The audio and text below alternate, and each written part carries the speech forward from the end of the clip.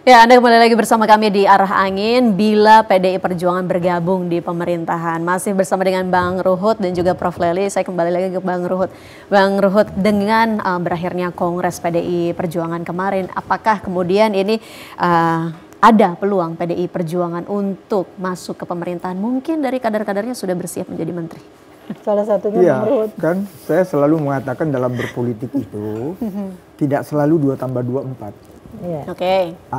Bisa 2 tambah 2 dari kacamata mana kita melihat, bisa 5, 6, 7, 8, 9. Tapi setelah Kongres kemarin dengan tegas terang benderang Ketua Umum kami, Profesor Dr. Haja Megawati Soekarno Putri mengatakan hasil daripada Kongres, ya jujur saja, ya kalau saya lihat, ya itulah yang saya katakan peluang. Yang tahu hanya yang kita hormati mungkin sesuai dengan nomor partai kami nomor 3. Apa itu? Yang Maha Kuasa Tuhan, Ibu Megawati dan Pak Prabowo. 3 itulah tokoh yang tahu. Ya.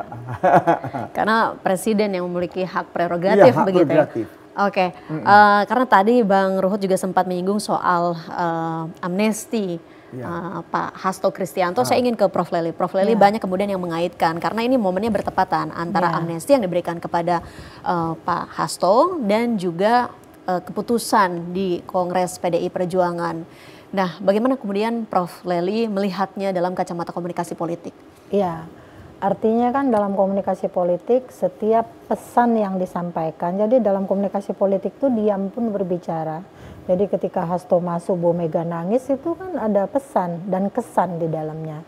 Nah, siapa yang memberikan pesan itu tentu komunikatornya. Tapi siapa yang menerima pesan, yang mempersepsinya itu penerima pesan.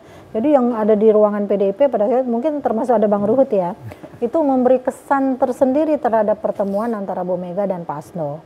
Jadi dengan berbagai peristiwa, tapi ingat Bu Mega dengan tegas mengatakan harusnya persoalan seperti ini tidak perlu presiden turun tangan, ya Bang ya. Jadi, nah artinya kan ada pesan juga yang disampaikan. Ini menteri-menteri Pak Prabowo ini jangan main-main, atau penegak hukum di bawah Pak Prabowo jangan main-main seperti itu.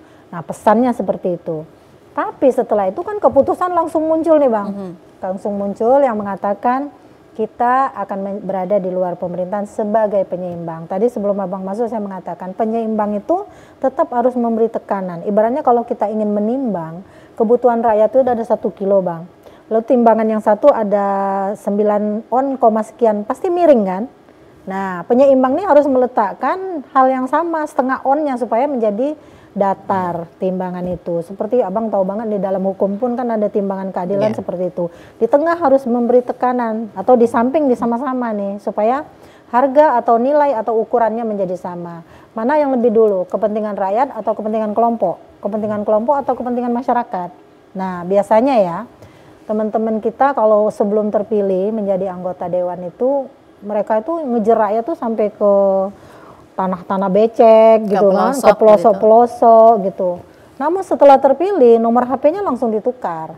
Jadi komunikasi antara yang memilih dan yang dipilih itu selesai ketika mereka itu terpilih. Nah saya kira nanti PDIP dengan keputusan Bu Mega, teman-teman di DPR masih lebih banyak dari yang lain. Tapi mereka kalah suara jika mereka dibandingkan dengan yang berada di dalam pemerintahan. Namun teriakan ibaratnya itu emas di dalam tumpukan jerami akan tetap emas.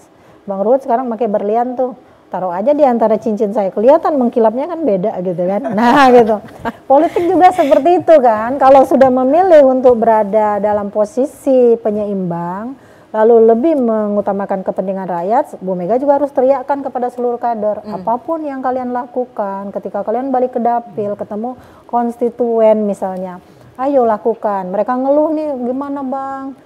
Kami ini benar-benar setelah PHK nggak ada ini. Oke, apa yang bisa kita bantu dengan pemerintah? Kan mereka bisa menjadi jalan nih. Oke, nah, harus jalan, menjadi jalan. Jalan kritik tadi. Ternyata program misalnya makan bergizi gratis tidak sampai kepada para penjual sayur di desa dan sebagainya. Mereka yang menjadi penyeimbang bisa memberi kritik dengan memberi solusi kan Bang ya. Ke Bang Ruhut, bagaimana Bang Ruhut sebagai kader dan juga PDI Perjuangan begitu ya, maknai tadi partai penyeimbang Iya, jadi apa yang dikatakan Prof. Lely ini sahabat saya, ibu kita ya, ahli komunikasi, itu benar sekali. Disitulah penyeimbang itu seperti timbangan tadi cocok sekali.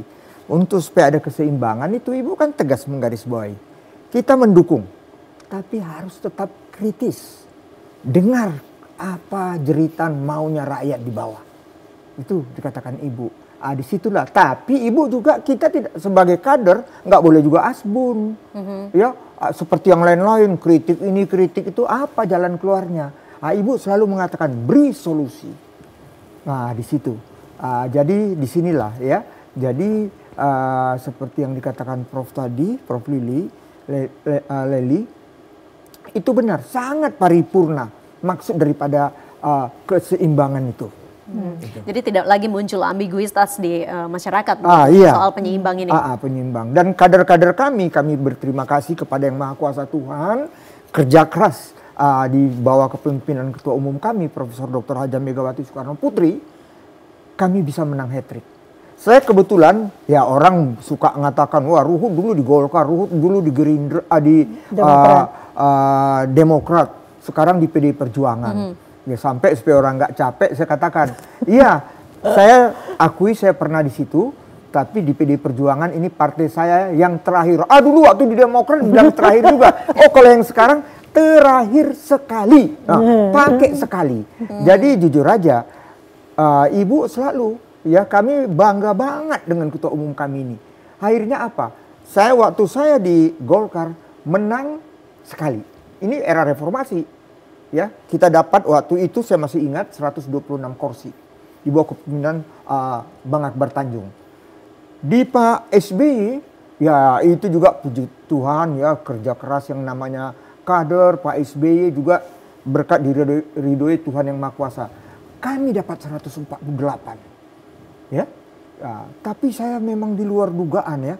Saya nggak mengira saya menang sekali. 10 tahun lebih saya sebagai kader partai. Yang saya banggakan yaitu PDI Perjuangan. Tetap. Ibu mengatakan kerja keras kalian bagaimana rebut menangkan hati rakyat. Dan kami bisa memenangkan hat-trick. Menang 2 kali pun belum ada partai politik. Kami bisa hat-trick.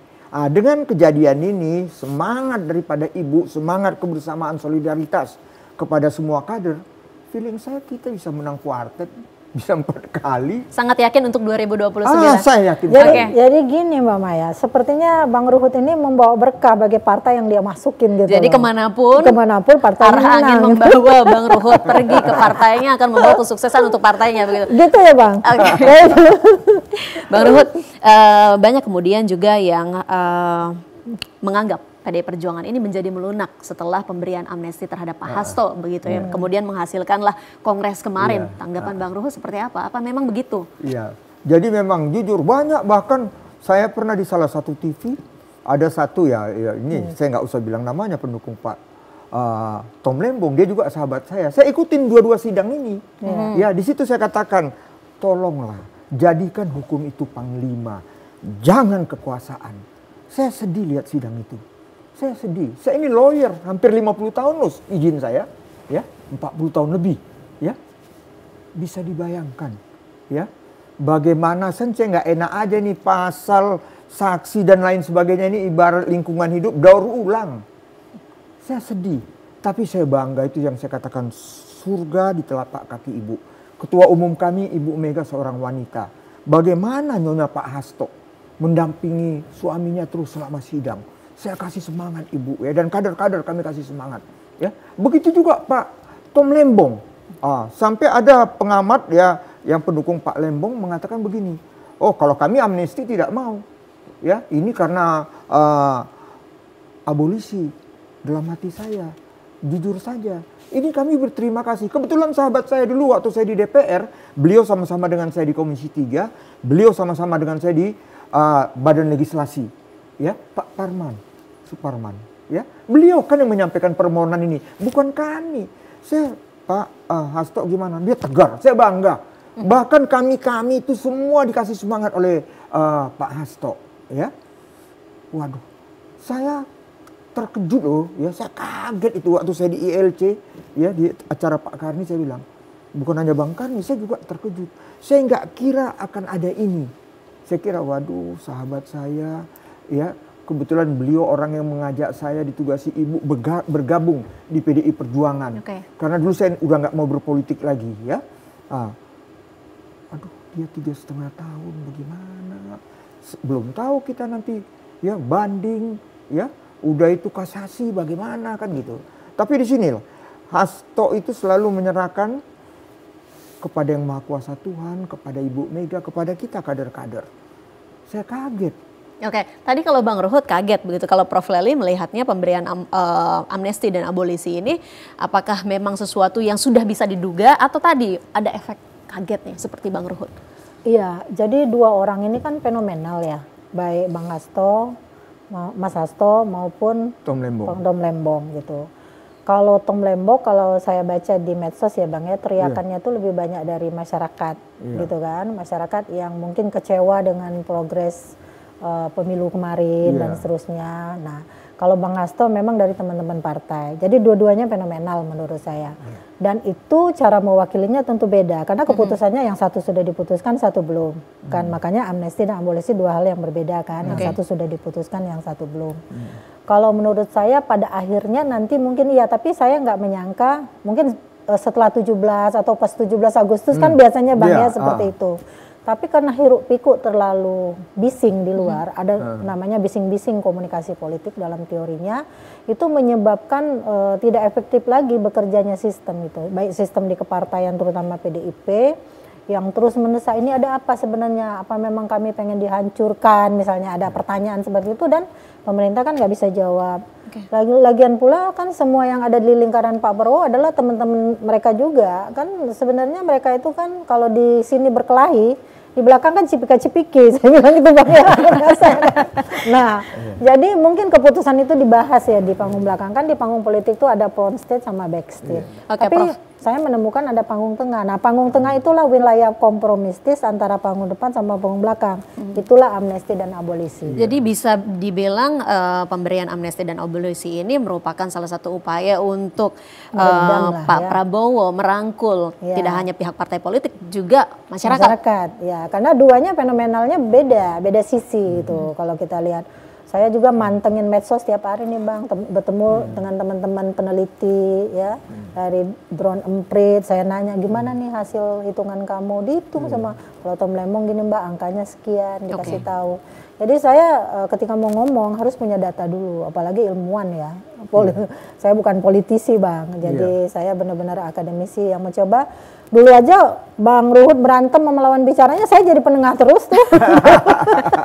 Oke, bicara penengah kita harus kembali lagi ke tengah-tengah, kembali ke saya begitu ya. Kita harus jeda sejenak, kita akan melihat dan berbincang bagaimana arah untuk tahun 2029. Usai jeda berikut ini.